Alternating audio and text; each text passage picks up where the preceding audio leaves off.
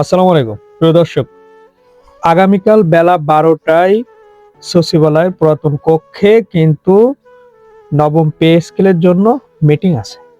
এটা কিন্তু মাথায় রাখেন।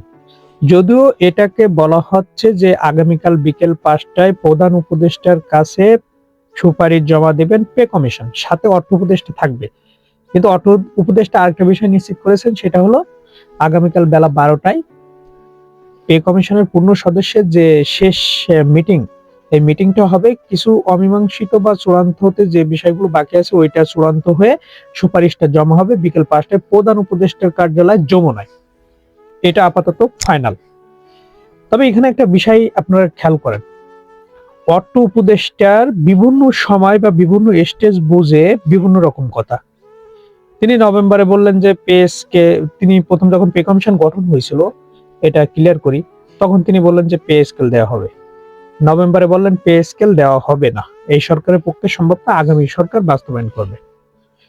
চাঁদপুরে চাঁদপুরে সম্ভবত নাটোরে নাটোরে তিনি বললেন যে আপনারা ধৈর্য হারা হয়েন না, অবশ্যই ভালো কিছু হবে পে স্কেল নিয়ে। নাটোরে উনি গতকাল যেটা বললেন যে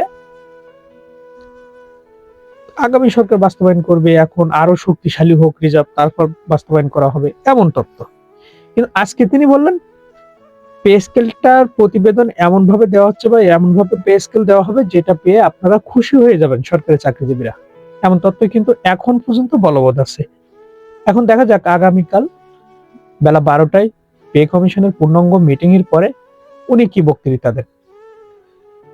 উনি বক্তৃতা দিক আর না দিক, আগামীকাল বিকাল 5টায় যমুনায় পে কমিশনের সাথে প্রধান উপদেষ্টার মিটিং চূড়ান্ত, অর্থাৎ যেতেই হবে। এখানে পে কমিশন জাকির আহমেদ খানের নেতৃত্বে পূর্ণ যে 21 সদস্য আছে, এই 21 সদস্যের সাথে আর একজন ব্যক্তি যাবেন, তিনি হলেন কে? অর্থ উপদেষ্টা। উনি সবকিছু জানেন, বোঝেন।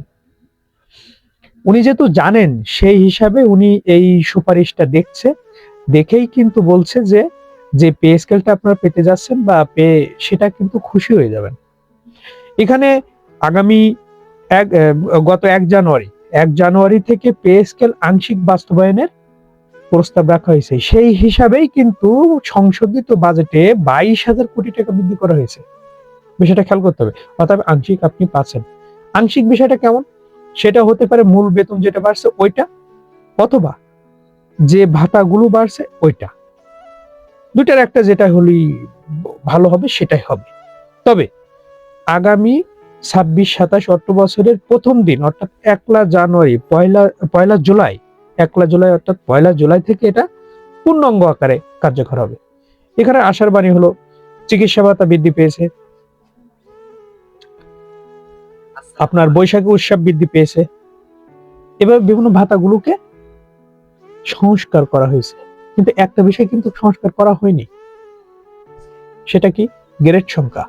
কিন্তু বেতন অনুপাত সংস্কার করা হয়েছে, আপনার সর্বনিম্ন বেতন এবং সর্বোচ্চ বেতন সংস্কার করা হয়েছে। তো দর্শক, ভালো থাকবেন। আমরা আশায় আছি আগামীকাল অর্থ উপদেষ্টা কি খুশির খবর শোনান। সেই খুশির খবর শোনার জন্য আমরা অধীর আগ্রহে বসে আছি। বিকেল 5টায় যমুনায় প্রধান উপদেষ্টা বলবেন। ভালো থাকবেন। আসসালামু আলাইকুম।